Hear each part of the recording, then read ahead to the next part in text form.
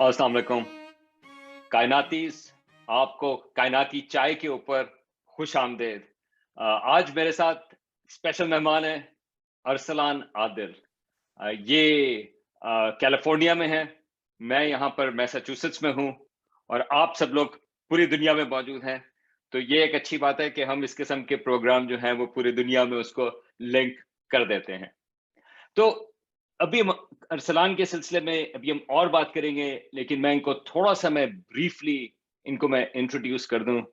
अरसलान जो हैं, इन्होंने बैचलर्स की है मैथमेटिक्स और फिज़िक्स में ऑनर्स के साथ ऑनर्स प्रोग्राम में यूनिवर्सिटी ऑफ रिचमंड में और आजकल ये पीएचडी कैंडिडेट हैं यूनिवर्सिटी ऑफ कैलिफोर्निया, डेविस में। तो अरसलान, खुश-आमदीद। बहुत शुक्रिया सलमान दावत देने का इस शो पे। और हर दफ़ा आपसे बात करके बहुत खुशी होती है। इस दफ़ा थोड़ी ज़्यादा खुसूसी खुशी इस चीज़ की है कि एक तो कॉस्मोलॉजी पे बात करने का मौका मिल रहा है और दूसरा ये कि उर्दू में बात करने का मौका मिल रहा है क्योंकि हमारे कॉलीग्स वगैरह से हम अक्सर इंग्लिश इंग्लिश में ही डिस्कशन करते हैं। तो definitely looking forward to it. बिल्कुल और मैं कहूँगा कि आज का जो टॉपिक है, उससे पहले कि लोग अगर सोचें कि उन्होंने पूरी बात सुननी है या सुननी, ये हमारी कायनात के बारे में है, पूरी यूनिवर्स के सिलसिले में है। और आज ज़रा ये भी बात करेंगे कि क्या जो कॉस्मोलॉजी है आजकल, वो ज़रा क्राइसिस में है या नहीं? या कुछ मुश्किल तो नहीं हुई हुई? तो इस किस्म के सवालात की अभी हम बात करेंगे। लेकिन इससे पहले कि हम इसमें जाएँ, अरसलान यार पहले आप ये बताएँ कि आप इन चक्करों में कैसे पड़ गए? मतलब ये है कि आपको एस्ट्रोनॉमी और इस फिज़िक्स का ख़ास तौर से यूनिवर्स के सिलसिले में वो कैसे शौक पैदा हुआ और अपना बैकग्राउंड बताएँ पाकिस्तान में कहाँ पे थे? तो सवाल बहुत अच्छा है। मुझे किसी अक्लमंद इंसान ने कहा था कि सिर्फ बेवकूफ़ लोग ही अपने बारे में ज़्यादा बातें करते हैं, थोड़ा मुख्तसर रखूँगा। अम, मेरा ख़्याल है साइंस का शौक तो बचपन से ही था, कोई ऐसा कोई बहुत ख़ास और कोई बहुत ज़्यादा रोमांटिक कहानी नहीं है मेरे पास अनफॉर्चुनेटली, लेकिन साइंस का शौक बचपन से था। लेकिन स्कूल वाली साइंस का इतना नहीं था जितना अम छोटे प्रोजेक्ट्स करने का, चीज़ें खोलने का, उन्हें सही करने जिसे हम पाकिस्तान में जुगाड़ कहते हैं, उसका बचपन में मुझे बड़ा शौक था। तो अ, घर का माइक्रोवेव खोल लिया और ऐसा सिर्फ़ समझने के लिए कि चीज़ें काम किस तरह करती हैं। तो अपने कमरे में मैंने एक छोटा-सा जो है मेज़ भी इस काम के लिए मख़सूस करी हुई थी। और छोटी-छोटी मोटरें निकालता था खिलौनों से और चॉकलेट का एक डब्बा था, उसमें जो है वो मोटरें सजा के रखता था। तो इस तरह के शौक थे। तो अ, लेकिन मेरा ख़्याल है तकरीबन हाई स्कूल का के वक़्त जो है वो मेरे भाई ने मुझे एक किताब दी, बिल ब्राइसन की short history of nearly everything. और तब मैंने पहली दफ़ा ये बिग बैंग के बारे में थोड़ा तफ़सील से पढ़ा। और वो उस उम्र में आपको चीज़ें जो है ज़्यादा आसानी से जो है इन्फ्लुएंस भी कर लेती हैं। तो और उस किताब में पहली दफ़ा मतलब एहसास हुआ कि कायनात की वुसअत का और ये गोल्डीलॉक्स इफ़ेक्ट जिसे हम कहते हैं कि किस तरह हर चीज़ जो है ऐसा लगता है एक बहुत ही नाज़ुक से तराजू पे बहुत नाज़ुक से बैलेंस में है। और ये सब चीज़ें उस वक़्त मुझे बहुत ज़्यादा स्ट्राइक करी। और तो उसके बाद हाई स्कूल के वक़्त मैं किसी से बात कर रहा था, तो उस वक़्त तो इंजीनियरिंग करने का ही मूड था। पाकिस्तान में जैसा अक्सर होता है, अगर फ़िज़िक्स का शौक है तो इंजीनियरिंग करनी चाहिए। तो मुझे किसी ने कहा कि भई अगर तुम्हें फ़िज़िक्स का इतना शौक है, तो तुम फ़िज़िक्स क्यों नहीं पढ़ते? तो उस वक़्त तो मेरे गुमान में भी ये बात नहीं थी कि फ़िज़िक्स एज़ अ सब्जेक्ट भी पढ़ी जा सकती है आगे कॉलेज में। और फिर बस अज़ीज़ों की दुआएँ हैं कि यहाँ यूनिवर्सिटी ऑफ रिचमंड में मेरा दाखिला हुआ, वहाँ फ़िज़िक्स पढ़ी और फिर बहुत खुशकिस्मत था कि पहले साल में ही मैं रिलेटिविटी का एक कोर्स लिया और उस कोर्स में पहली दफ़ा आइंस्टाइन्स रिलेटिविटी जब पढ़ी तो मुझे एहसास हुआ कि ये जो है, ये सब्जेक्ट वाक़ई मैं आगे पढ़ता रहना चाहता हूँ। और मेरा ख़्याल है फ्रेशमन ईयर फर्स्ट ईयर में ही मैं डिसाइड कर लिया था कि पीएचडी करनी है मुझे इवेंचुअली। तो इस तरह इन चक्करों में पड़े। ज़बरदस्त! अरे और एक ऐसी चीज़ है कि मैं खुद भी पाकिस्तान में, मैं भी इंजीनियरिंग कॉलेज यूनिवर्सिटी में पहले गया था क्योंकि सही मुझे भी सही शौक सही, था एस्ट्रोनॉमी का। बिल्कुल। तो पहले मैं इंजीनियरिंग में गया, फिर उसके बाद फिर मुझे यहाँ पे आने का मौका मिला, और वही तो कहानी एक लिहाज से सिमिलर हो जाती है। तो पहली चीज ये है कि जो लोग ये बात देख रहे हैं और सुन रहे हैं कि ये जो ब्राइसन की किताब है, उसका क्या नाम है, अगर आप एक दफा और से बता दें। मैं ख्याल है short history of nearly everything. Everything, हाँ, हाँ, शॉर्ट हिस्ट्री ऑफ बिल्कुल। Nearly everything. वो एक एब्सोल्युटली। अच्छी किताब है, फ्लो उसका बहुत अच्छा है, is a very good writer. हाँ तो हाँ, बिल्कुल उसमें अगेन बिल्कुल। एक ब्रॉड आपको वो पर्सपेक्टिव मिलता है।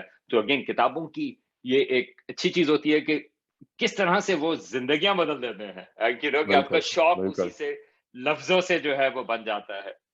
अच्छा, तो बिल्कुल। अभी आपकी जो स्पेसिफिक रिसर्च है, अभी मैं उसकी तरफ तो मैं भी आता हूँ क्योंकि वो बहुत दिलचस्प है, राइट? लेकिन आई मीन ऑब्वियसली जिस तरह अभी आपने कहा, इसका ताल्लुक जो है वो आइंस्टाइन की थ्योरी ऑफ जनरल रिलेटिविटी से भी है, इसका ताल्लुक जो है वो कायनात से भी है।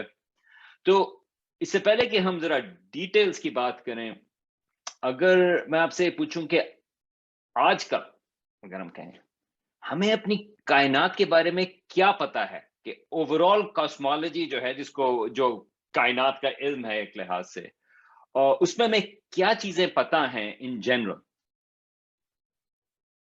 तो एक लिहाज से जो है हमें, जैसा स्पेशली मैं ख्याल है जब हम एक पॉपुलर लेवल पे बात करते हैं कॉस्मोलॉजी के बारे में, तो ऐसा लगता है कि हमें सब कुछ फिगर आउट कर लिया है, सब कुछ पता है। पर एक लिहाज से हमें बहुत कुछ नहीं पता। तो मैं शुरू करता हूँ क्या चीज़ें हमें नहीं पता। जो हमें पता है कि हमें वो चार नोन्स होते हैं।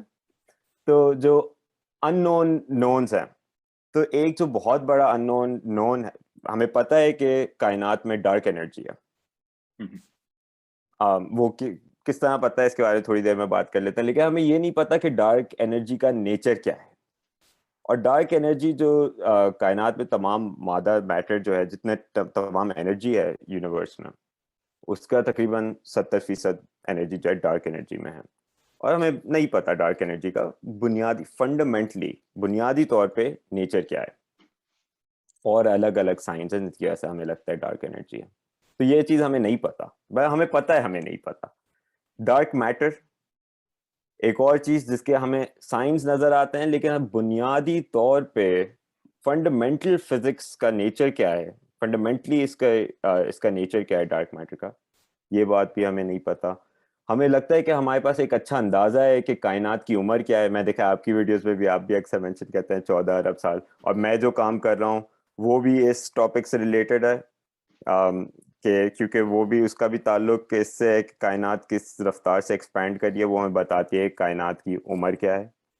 तो उसके बारे में हमें आइडिया है।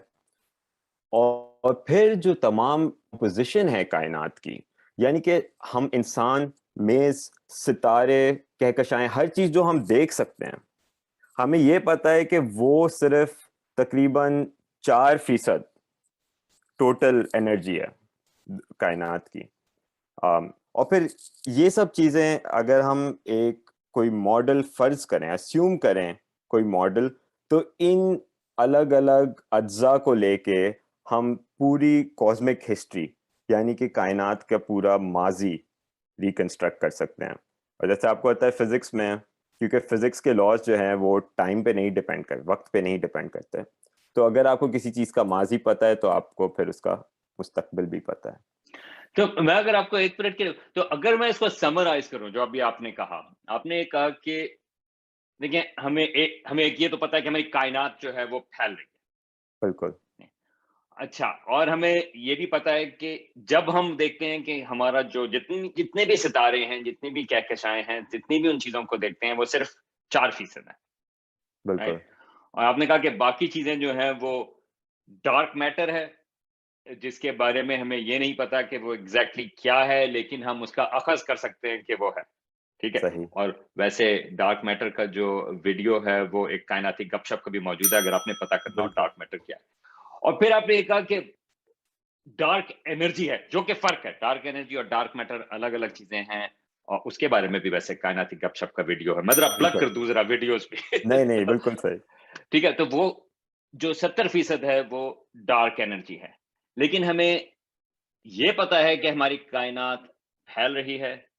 हमें हमें ये पता है कि हमारी कायनात जो है वो तकरीबन 14 अरब साल पहले शुरू हुई थी। क्या हमें ये पता है? जी, बिल्कुल पता है, लेकिन इसमें जो है जो अलग-अलग मेजरमेंट्स हैं उनकी डिस्क्रिपेंसीज हैं, मतलब उनके बीच में एक तसादुम सा है। वो तो एक्यूरेसी के ऊपर एग्ज़ैक्ट बिल्कुल, उसमें, लेकिन रफली, बिल्कुल, लेकिन ठीक रफली 14 अरब साल। ठीक जी, है। और लेकिन हमें ये नहीं पता कि डार्क मैटर क्या है और हमें ये नहीं पता कि डार्क एनर्जी क्या है। क्या बिल्कुल। ये समरी जो है वो ठीक होगी हमारी कायनात के बारे में? अगर पूछें कि अब हमें कायनात के बारे में क्या पता है? तो आप ये कहेंगे कि हमें ये 2 बड़ी चीज़ें फैल रही है, उसकी रफ़ उम्र क्या है वो हमें पता है, लेकिन वो 2 बड़ी चीज़ें, डार्क मैटर जो बहुत सारा ज़्यादातर जो मादा है वो डार्क मैटर है, वो उसका हमें नहीं पता, और डार्क एनर्जी जो ज़्यादातर कायनात की एनर्जी है उसके बारे में हमें नहीं पता है। तो ये एक्यूरेट होगा? बिल्कुल, बिल्कुल, मेरा ख़्याल है एक्यूरेट होगा। और एक और चीज़ मैं कहना चाहूँगा कि मेरा एक पर्सनल इंटरेस्ट है, वो ये है कि हमें नहीं पता कि सिर्फ़ हमारी एक कायनात है या और भी बहुत सारी कायनातें हैं। लेकिन फिर मेरा ख़्याल है गुफ्तगू एक अलग सिमत में चली जाएगी। पर मेरा ख़्याल है वो भी एक बड़ा इंटरेस्टिंग क्वेश्चन कि हम बाकी दुनियाओं की बात करते हैं, एलियन लाइफ़ की बात करते हैं, लेकिन हम हर चीज़ अपनी कायनात के एक चारदीवारी के अंदर अपनी कायनात के बारे में सोचते हैं। लेकिन ऐसा भी हो सकता है कि और कई कायनातें हों जिस तरह हमारी हमारा जैसी। पहले ख्याल था कि हमारी खाली अपनी कहकशां जो है वो सिर्फ़ एक ही कहकशां है, लेकिन अब हमें बिल्कुल, पता चला कि बहुत सारी और कहकशाएँ भी हैं, बल्कि अरबों, खरबों कहकशाएँ हैं। तो बिल्कुल। अ, अब आप मुझे ये बताएँ कि अभी काफ़ी ज़िक्र आता है और बहुत सारे लोगों का इस चीज़ में इंटरेस्ट भी है कि ठीक है, डार्क मैटर और डार्क एनर्जी का हमें एग्ज़ैक्टली नहीं पता। लेकिन लोग फिर ये बात करते हैं कि कॉस्मोलॉजी, ये जो इल्म है कायनात का एक लिहाज से, कि उसमें कुछ क्राइसिस भी है। तो अगर हम हिस्ट्री के हिसाब से थोड़ी-सी कॉन्टेक्स्ट दें, तो वो तो ये है कि पहले तो बहस थी कि कायनात जो है वो बिग बैंग से शुरू हुई या नहीं हुई। लेकिन काफ़ी सारी चीज़ें हमें पता चलना शुरू हुई कि नहीं, ये तो हमें काफ़ी हद तक हमें पता है कि 14 अरब साल पहले हमारी कायनात जो है वो फैलना शुरू हुई थी। अ, और एक वक़्त ये था कि बहुत सारी प्रेडिक्शंस उसकी कामयाब होती चली गई, और ये था कि सही, हमें काफ़ी बिल्कुल, कुछ पता चल गया है। तो हमारा एक स्टैंडर्ड मॉडल है कॉस्मोलॉजी का, राइट? बिल्कुल। तो अब आप ये बताएँ, और मेरा ख़्याल है कि यहाँ पे आपकी अपनी रिसर्च जो है उसके भी करीब हम पहुँच जाते हैं। तो ये क्यों लोग कह रहे हैं कि आजकल जो है थोड़ा-सा एक इल एट ईज़ हैं लोग कि थोड़ी-सी चीज़ें जो हैं वो सही नहीं बन रही। तो क्या क्राइसिस है? क्या मसला हुआ हुआ है? तो इसका जवाब देने के लिए कहानी हमें 14 अरब साल पहले से शुरू करनी पड़ेगी। ठीक है, तो लेकिन याद रखें कि हमारे पास 14 अरब साल मौजूद नहीं, तो टाइम के हिसाब से कब होगा, लेकिन हाँ, बात शुरू आप बिल्कुल 14 अरब साल पहले करें। बिल्कुल, तो 14 अरब साल पहले बिग बिग बैंग के फ़ौरन बाद कायनात जो है, हमें लगता है कि कायनात अज़ल से फैल रही है, एक्सपैंड कर रही है।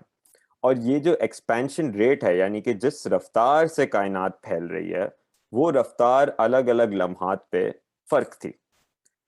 तो इसका असर क्या होता है? इसका असर ये होता है कि अगर आज मैं यहाँ दुनिया पे खड़ा किसी और सितारे या कहकशां को देख रहा हूँ, तो हम ये देखते हैं कि वो कहकशां हमसे आहिस्ता-आहिस्ता दूर होती चली जा रही है। अब ये जो कहकशां हमसे दूर हो रही है, ये कोई इसकी अपनी इंट्रिंसिक वेलोसिटी यानी अपनी कोई बुनियादी रफ्तार की वजह से नहीं है, बल्कि इसलिए है क्योंकि हमारे दरमियान स्पेस एक्सपैंड कर रही है। यानी कि अगर आप इमेजिन करें मैं और आप एक गुब्बारे पे खड़े हुए हैं और कोई गुब्बारा वो फुलाने लगे, तो मैं और आप कहीं चल नहीं रहे, लेकिन मुझे ऐसा लगेगा कि आप मुझसे दूर होते चले जा रहे हैं क्योंकि गुब्बारा फैल रहा है। यानी आप मुझसे ठीक हमारे है। बीच स्पेस बढ़ती जा रही है। लेकिन 1990s में मेरा ख्याल है आप भी इसकी तरफ इशारा कर रहे थे कुछ देर पहले। 1990s में हमने ये डिस्कवर किया कि हमने तो मैंने तो कुछ नहीं किया, मैं तो उस वक़्त पैदा भी नहीं हुआ था, लेकिन आप लोगों ने जो हमारे बुज़ुर्ग हैं उन्होंने डिस्कवर किया कि ना सिर्फ़ कायनात फैल रही है, बल्कि जिस रफ़्तार से वो कायनात फैल रही है, वो रफ़्तार बढ़ती चली जा रही है। इसे हम कॉस्मिक एक्सेलरेशन कहते हैं।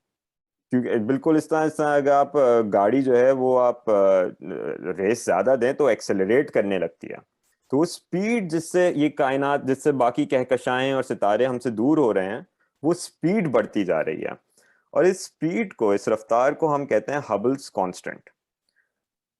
अब जो तमाम टेंशन है कॉस्मोलॉजी में वो ये है कि ये हबल कांस्टेंट, जो रफ्तार है हमारी एक्सपेंशन की, हमारी कायनात की एक्सपेंशन, जो कि पूरी कायनात में एक ही है, यानी आज हमारी जगह पे भी यही है, एंड्रोमेडा में भी अगर आप जाके मेजर करेंगे इस एक्सपेंशन रेट को तो वही होगी। तो ये रफ्तार जो है ये दो बहुत मुख्तलिफ तरीकों से मेजर की जा सकती है, और जब आप इसे इन दो मुख्तलिफ तरीकों से मेजर करते हैं तो इसके बीच में आपको ये डिस्क्रेपेंसी नजर आती है, और ये बहुत सीरियस डिस्क्रेपेंसी है। नंबर्स की तरह अगर बात करें तो बहुत ज्यादा नहीं है, एक तरीके से हमें पता चलता है 68 है, एक से पता चलता है 74 है, लेकिन मैंने आपको अनसर्टेनिटी नहीं बताई, और साइंस में सारी गेम स्टेटिस्टिक्स की होती है, तो हम कहते तो हैं कि टेंशन बहुत स्टेटिस्टिकली सिग्निफिकेंट है।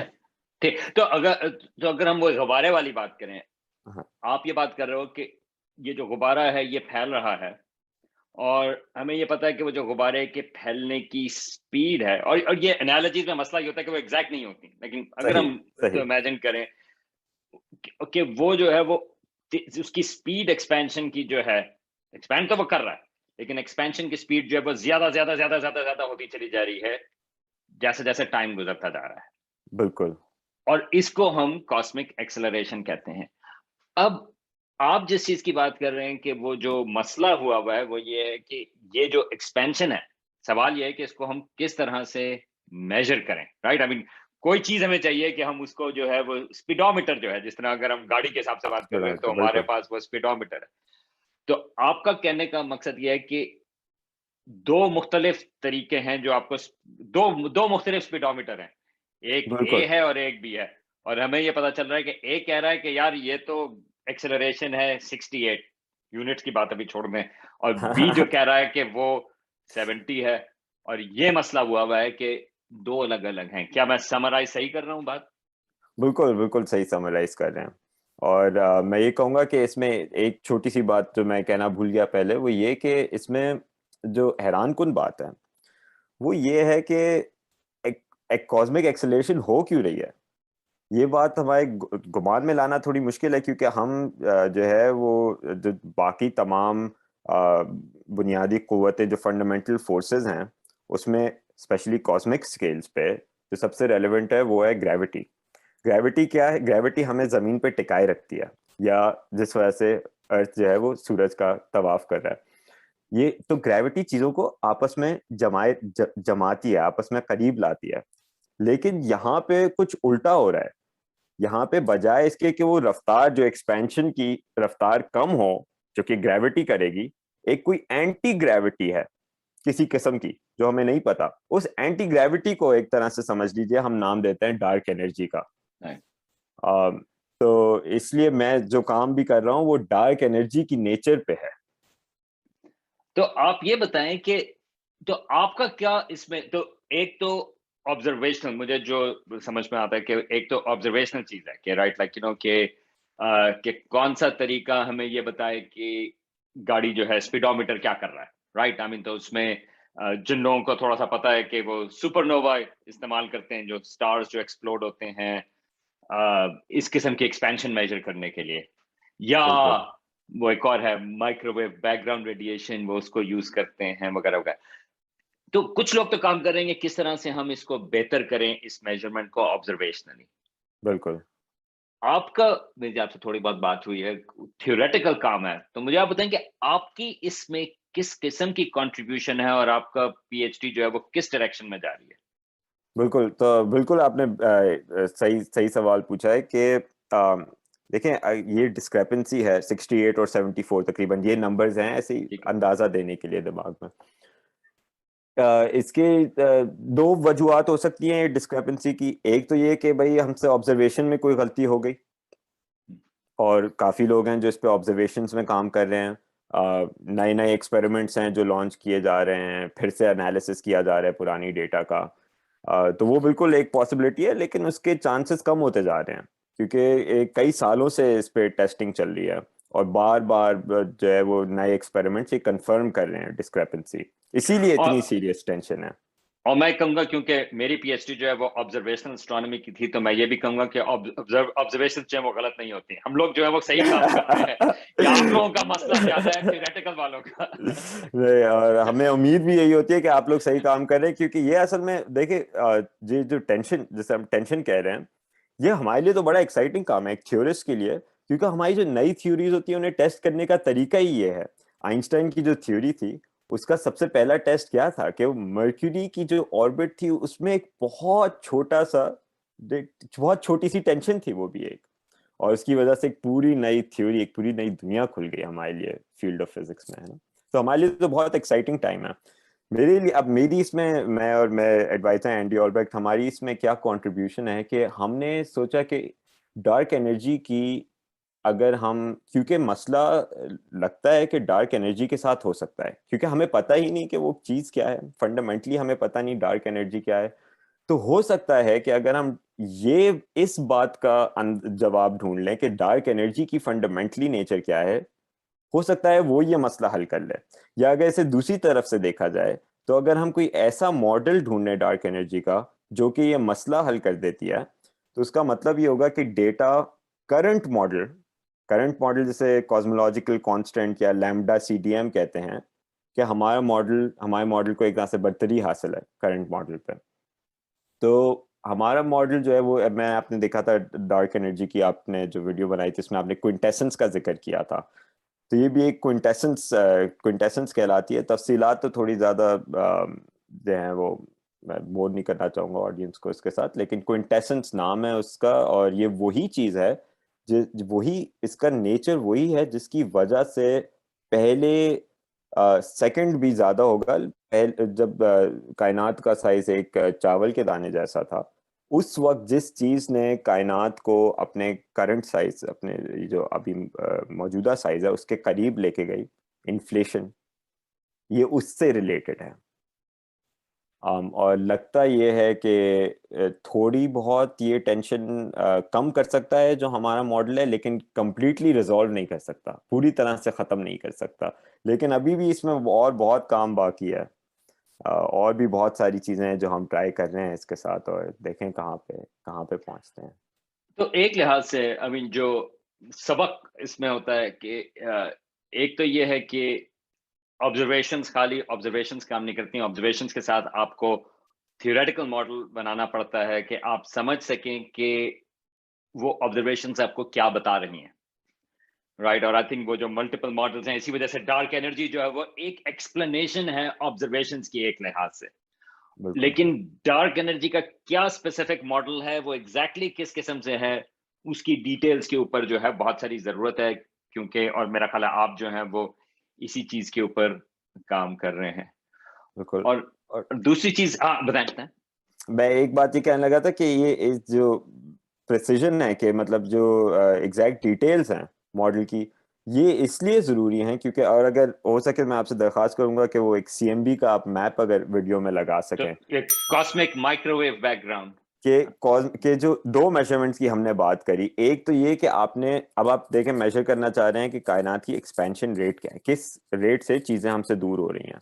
तो एक तरीका तो ये जो आपने बिल्कुल बहुत अच्छी तरह मेंशन किया कि सितारों को आपने एक तरह से देख लिया है कितनी, किस रफ्तार से, स्पीडोमीटर लेके एक तरह से किस रफ्तार से आपसे दूर होते जा रहे हैं। दूसरा तरीकेकार जो है वो ये है कि जब कायनात बहुत यंग थी, बहुत कम उम्र थी, सिर्फ 3 लाख साल, उस वक्त कायनात में एक पहली रोशनी क्रिएट हुई जिसे हम कॉस्मिक माइक्रोवेव बैकग्राउंड, उससे पहले कायनात में गुप अंधेरा था। और वो रोशनी जो है, जो पहली रोशनी है, वो 14 अरब साल, तकरीबन 13.5 अरब साल सफर करके हम तक आज पहुंच रही है, और हम आज उसे मेजर कर रहे हैं। और अब ये भी बड़ी अजीब बात है कि इतनी पुरानी लाइट को मेजर करके हम आज की एक्सपेंशन रेट किस तरह पता लगा सकते हैं। तो अगर आप वो मैप देखें तो उसमें बहुत, वो दानेदार है, उसमें छोटी छोटी वेरिएशंस हैं, और वो वेरिएशंस हमने बहुत प्रिसाइज लेवल पे मेजर कर लिए हैं। तो वो ऑब्जर्वेशनलिस्ट का कमाल, जैसे आप कह रहे थे। और क्योंकि वो मेजरमेंट्स इतनी प्रिसाइज हैं, जो तमाम थ्योरीज हैं, अगर उन्हें डेटा फिट करनी है तो अव्वल सबसे पहले ये कॉस्मोलॉजिस्ट का हाँ लैब है, क्योंकि ये पहली रोशनी है। सबसे पहले उन्हें वो जो छोटे दाने हैं वो उसकी डिस्ट्रीब्यूशन, उसकी जो जिस तरह से वो स्प्रेड हुए हुए हैं वो रिप्रोड्यूस करनी है, हाँ और वो करना बहुत मुश्किल काम है। हाँ, और मैं कहूँ कि एक तरह से पहली रोशनी नहीं, पहली रोशनी जो हमारी कायनात में हम देख सकते हैं, क्योंकि पहले जो है वो बहुत घनी थी हमारी जो हाँ कायनात है। मैं थोड़ा-सा वो डिस्टिंक्शन, क्योंकि लोगों का ख्याल होगा कि अच्छा तो बिग बैंग वहाँ से हुई नहीं, बिग बैंग तो पहले हो गई थी।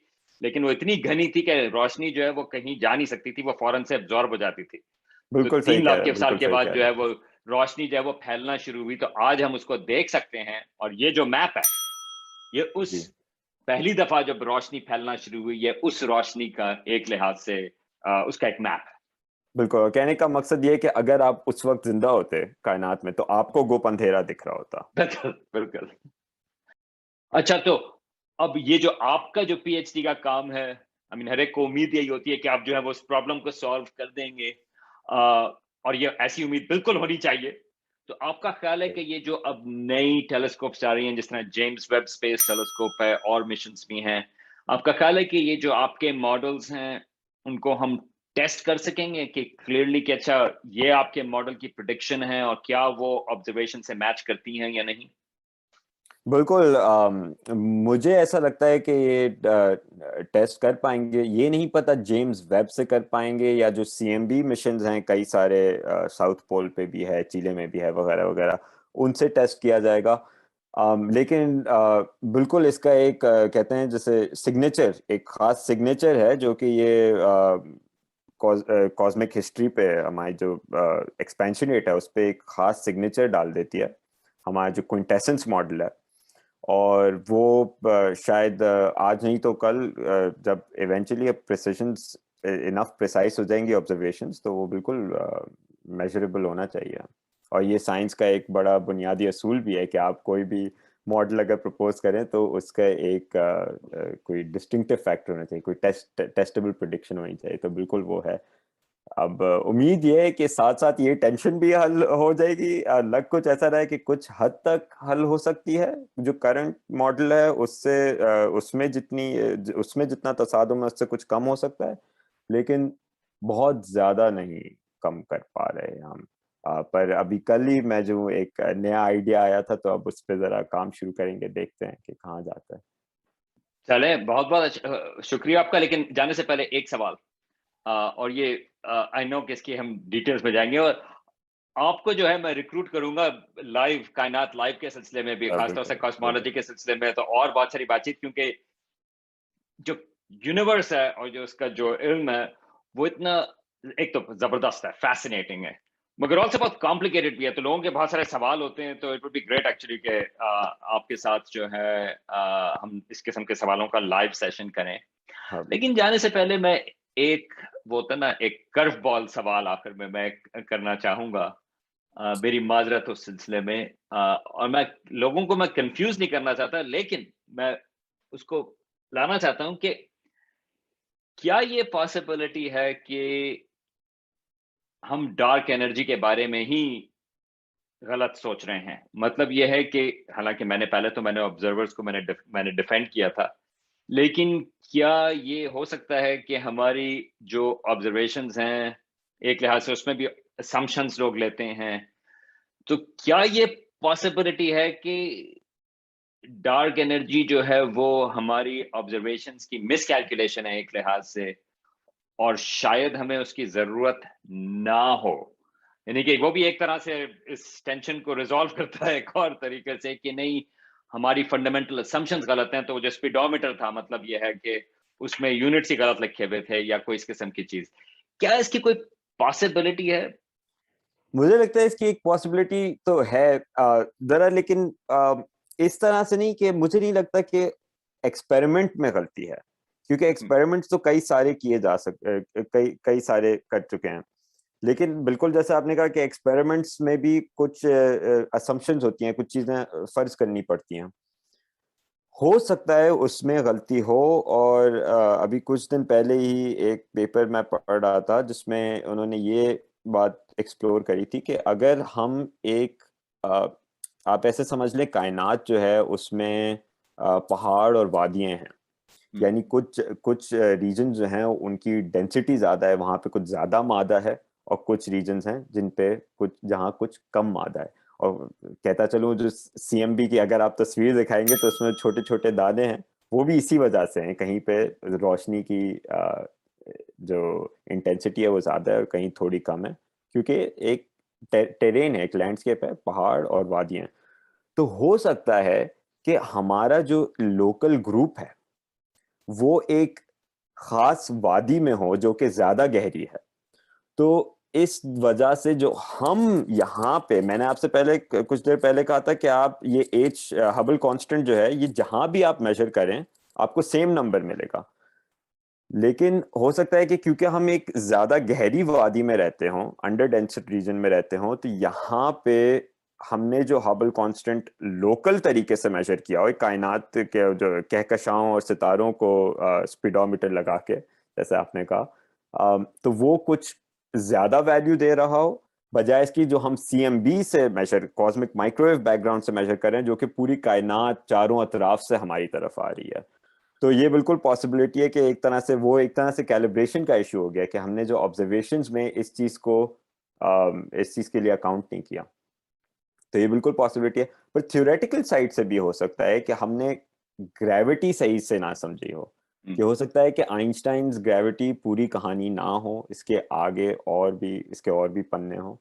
और ये बहुत इंटरेस्टिंग पॉसिबिलिटी है कि हमें अभी भी पता है कि आइंस्टाइन की ग्रेविटी जो है वो कंप्लीट थ्योरी नहीं है, वो एक क्लासिकल थ्योरी है, और उसमें और क्वांटम मैकेनिक्स में तसादुम है। तो बहुत सारी इंटरेस्टिंग पॉसिबिलिटीज है। हम तो एक बहुत छोटा सा उसका नुक्ता एक्सप्लोर कर रहे हैं, ऐसे समझ लीजिए।